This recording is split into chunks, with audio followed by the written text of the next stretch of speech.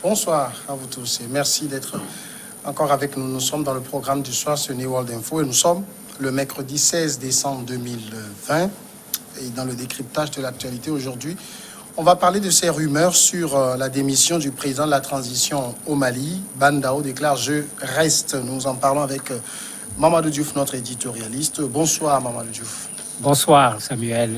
Le président malien Ban Dao a démenti les rumeurs sur sa démission en s'adressant à ses concitoyens à Abidjan en marge de l'investiture du président Alassane Ouattara devant la diaspora malienne. Lundi à Abidjan, le président Ban Dao n'a donc pas manqué de démentir ces rumeurs en appelant les Maliens à œuvrer main dans la main pour la réussite de la transition.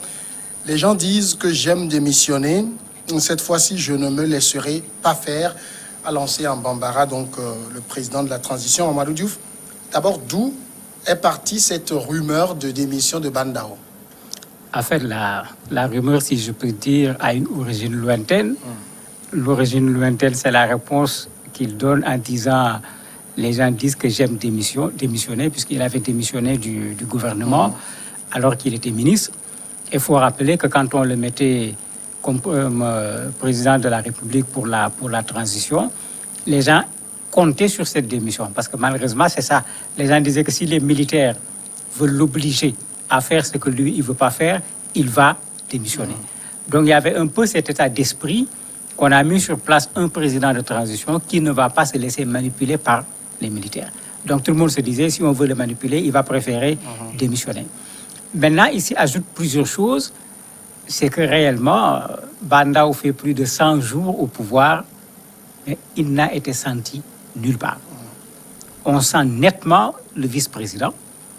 On sent carrément que le CNSP est toujours là. Ils placent leurs hommes en nommant les gouverneurs militaires, en faisant en sorte que Diao devienne le président du Conseil national de transition, etc. Et ça a fait que les gens ont commencé maintenant à se plaindre du président de la République lui-même. Il voyage alors que le Mali est dans des problèmes, etc.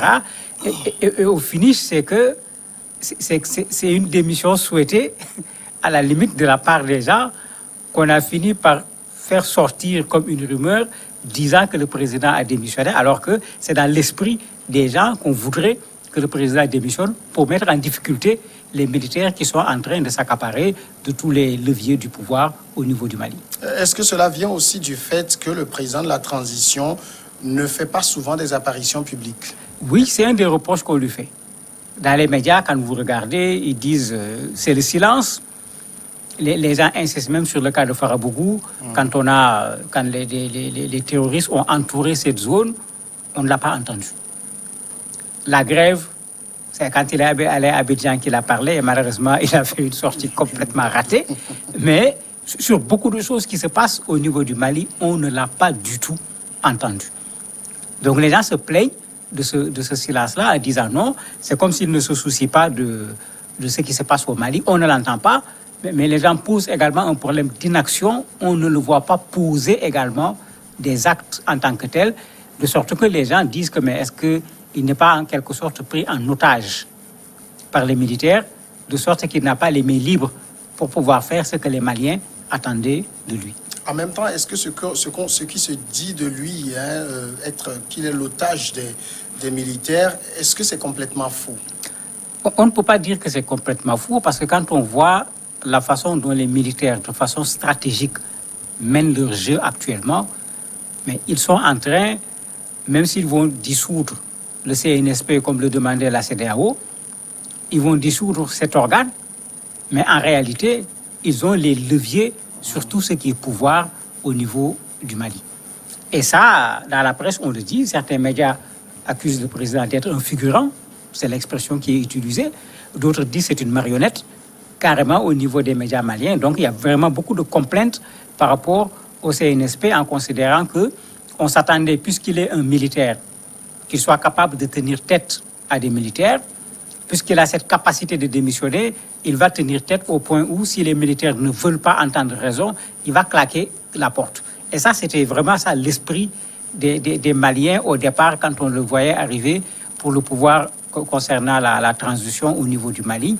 Mais 100 jours après, il faut le dire, les gens commencent à être déçus parce que, il faut le reconnaître, on est toujours en train d'installer la transition pour ne pas dire on est toujours en train d'installer les militaires, parce qu'en fait, c'est de ça plus qu'il s'agit qu'autre chose.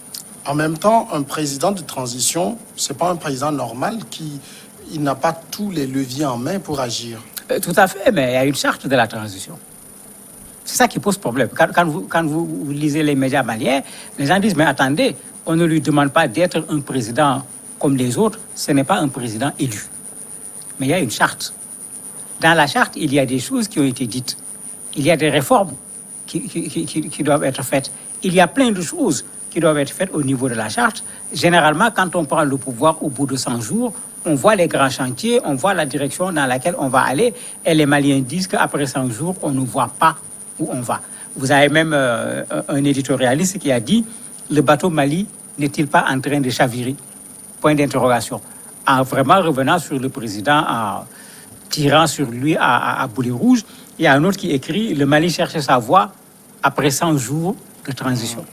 Et dans cela, bien sûr, puisque c'est lui, le président de la transition, il est visé à travers tous ces articles en considérant qu'il ne donne pas le ton que les gens attendaient pour cette transition au Mali. Il ne faut pas qu'on oublie que la transition n'est pas interminable. Il y a un deadline et il y a un certain nombre de choses qui doivent être faites avant que des élections ne viennent pour boucler cette transition.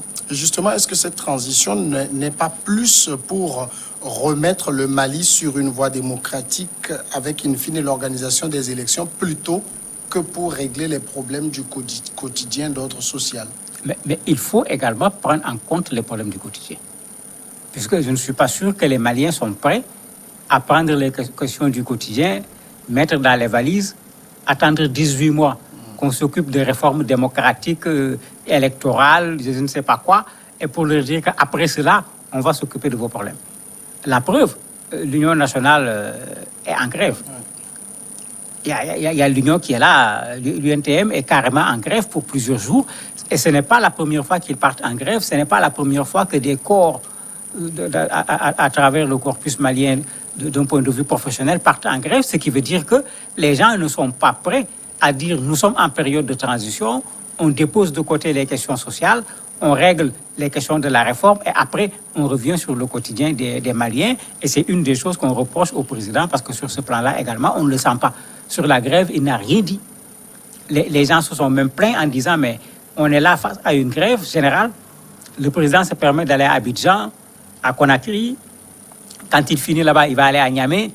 Les gens disent mais est-ce qu'il est insensible à la situation des Maliens? C'est ce qu'on écrit dans la presse pour dire qu'actuellement, il n'a pas bonne presse au niveau du Mali. C'est lui qui est visé, mais tout le monde sait que dans les faits, ce sont les militaires, notamment le vice-président, qui a la main. Oui, tout le monde le sait. Mais le vice-président également est visé. Parce que quand on faisait la répartition des budgets, le président a cédé 50 millions par mois au vice-président, puisqu'on lui avait alloué 150 millions, comme on le fait, les caisses noires, comme on les appelle. Il a dit que lui, il n'avait pas besoin de tout cet argent. Il a cédé 50 millions au vice-président. Certains avaient apprécié en disant que c'est une bonne chose parce que ça montre que la personne n'était pas venue pour chercher à s'accaparer de l'argent. Mais d'autres disent, mais non, le poste de vice-président est un poste qui a été forcé. Quand on parlait de la transition au départ, ce poste n'existait pas. C'est devant l'insistance de la CEDEAO en disant que le président de la transition sera obligatoirement un civil que les militaires ont créé cette stratégie et ça a créé ce vide. Le poste était là, mais d'un point de vue budgétaire, il n'y avait pas grand-chose par rapport à cela. Il a comblé. Certains l'ont vu d'un bon côté, d'autres l'ont vu d'un mauvais côté, en se demandant est-ce que ce n'est pas à un appel du pied qu'il a répondu en donnant les 50 millions au vice-président. Et sur l'affaire de Farabougou dont on parlait, c'est le vice-président qu'on a vu. Sur beaucoup d'autres affaires au Mali, c'est le vice-président qu'on a vu. Alors que quand le président est là, le vice-président devait plutôt être à côté. Le vice-président est là pour agir si le président n'est pas là, parce qu'il faut qu'on le rappelle, la CEDEAO avait refusé qu'on donne des prérogatives au vice-président. Puisqu'il avait des prérogatives, il avait la défense, il avait la sécurité, il avait un certain nombre de choses. La CEDEAO avait dit niet catégoriquement. Donc la dernière version de la charte, il est un vice-président qui remplace le président en cas d'empêchement, avec même une précision supplémentaire. Il ne peut pas prendre la place du président en cas d'empêchement définitif. Donc ça fait que lui, en tant que vice-président, il est obligé de mettre les doigts un peu partout également pour exister, puisqu'avec la charte, on lui a vraiment donné la portion congrue en matière de gouvernance au niveau du Mali. Bandawa quand même dit la phrase suivante, les gens disent que j'aime démissionner. Cette fois-ci, je ne me laisserai pas faire. Il parle à qui indirectement? Je me dis qu'il parle à tout le monde. Certainement, lui aussi, il est un peu déçu. Quand on est venu le voir pour en faire le président de la transition, certainement entre ce qui lui a été dit pour le convaincre et ce qu'il est en train de vivre, il y a une différence. De sorte qu'il se trouve un peu entre le marteau et l'enclume. Vous avez des populations qui sont pressées, qui se plaignent, surtout ceux qui ne veulent pas d'une transition militaire, qui se plaignent en disant non, il faut qu'ils prennent le devant, il faut qu'ils prennent ses responsabilités.